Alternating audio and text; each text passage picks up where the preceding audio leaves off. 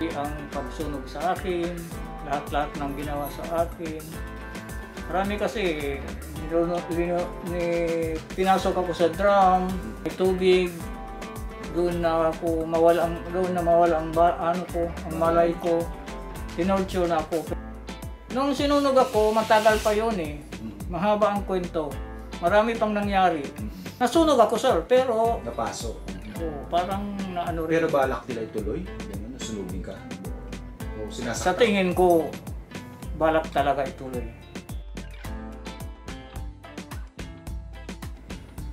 Tapos sabi ng korte, kapag hindi ninyo nahanap ang tao na to doon sa kampo ninyo, eh ikukulong namin kayo, sabi ng korte.